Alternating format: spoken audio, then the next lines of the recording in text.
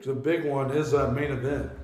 Hmm. Very, very much kind of falling in line with our first main event last year.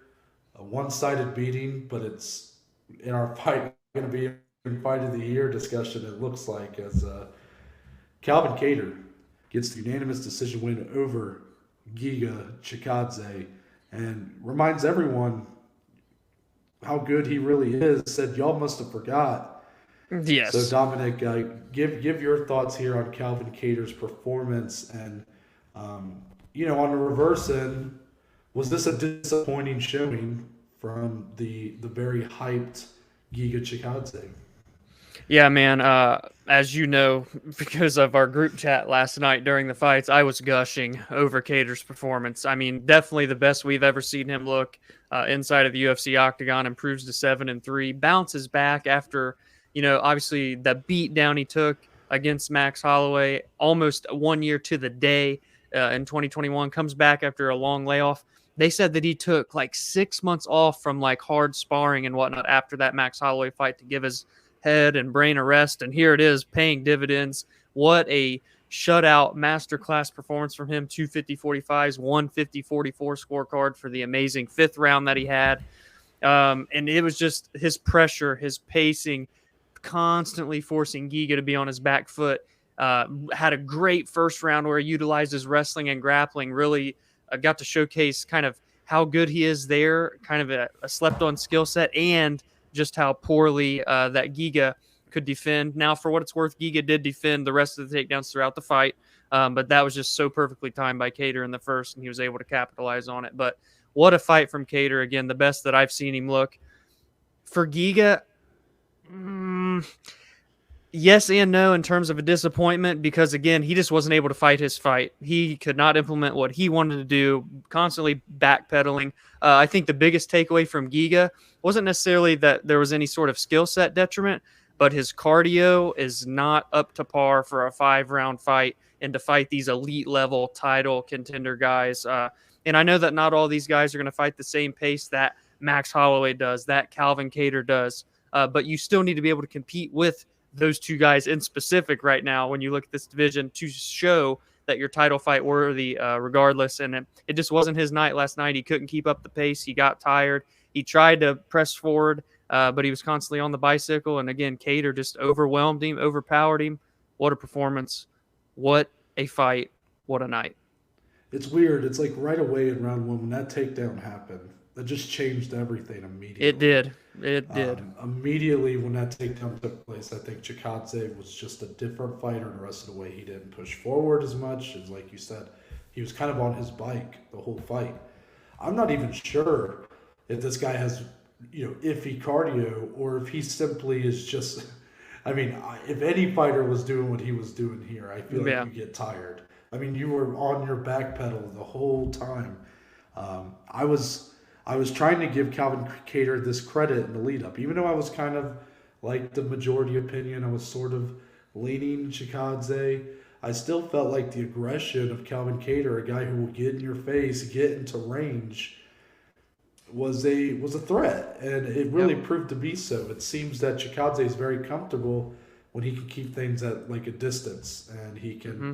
he can push forward, but he just does a lot of teep kicks and stuff like that, and really keeps you at bay. A lot of body work. Well, But that's the thing, too. Kattar is able to eliminate essentially all of the kicks. yeah, and then Cater being much more comfortable in that boxing range, obviously New England cartel, and that was the big difference, man. When this fight was in a boxing range, in the pocket, Calvin Cater was throwing together some beautiful combinations.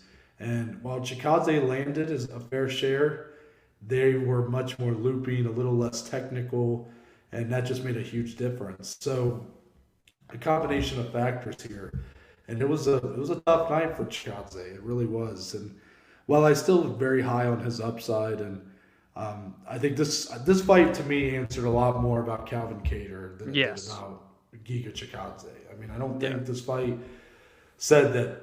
I saw a lot of people being like, "Well, this proves that Korean Zombie was the right fight over Giga." I'm not even in that debate, but I'm not saying like if Giga fought Alexander Volkanovski, I'm not saying that Volkanovski would do what Calvin Kattar just did. It's all about the matchups. Yes. But this fight was a reminder of how good Calvin Kattar is, and I guess, and I really didn't want to say this because I just want to focus on how good Calvin Kattar looked, but I guess by how good he looked, it kind of makes you go, how good is fucking Max Holloway and Alexander Volkanovski? I can't help it. Like when you just see Calvin Kattar basically do to Giga, to a lesser extent what Max did to Calvin a year before. Yeah. I mean, it just, I'm not saying Chikadze, if he fights either of those two, he doesn't, make it a close fight or win. I'm just saying that I walked away going, well, Calvin Kattar's one of the best in the division. I'm like, but man, when you look, I don't like that. There's a big tier gap. Yeah. As good as this division is, I think 1 and 2, Volk and Max are just like a level. Because you look at what Max did to like Brian Ortega, and what Volk did to Brian Ortega, and Yair Rodriguez put up a really good fight. But really, a lot of these guys are, as good as they are, man, they're kind of fighting for bronze right now. Yeah, they are.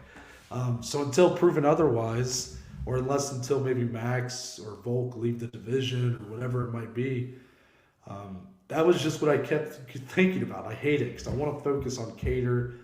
I think this was the bounce back he needed, obviously. It couldn't have went better for him. He sweeps the cards. Even had a 10-8 on one of those cards.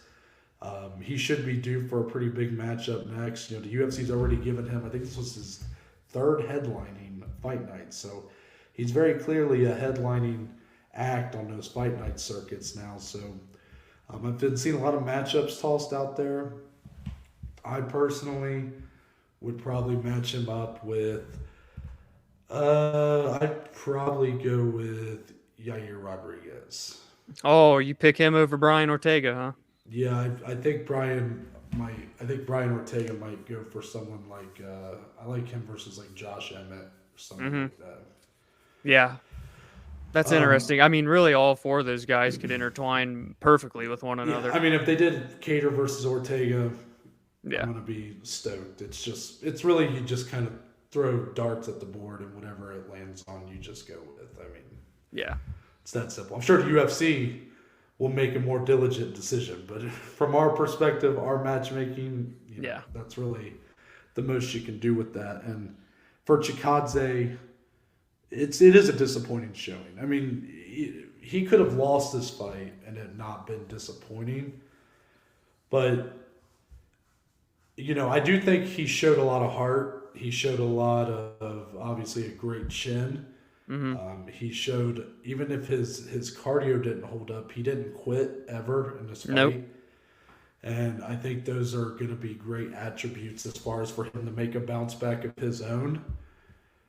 But in terms of his actual ability, which is something we prided him on, his striking, there's more holes there than, was let on than coming in. There was more holes than the discussion had. And, I'm sure he'll try to find ways to either try to avoid getting into that kind of boxing range, or he will, try to make that better.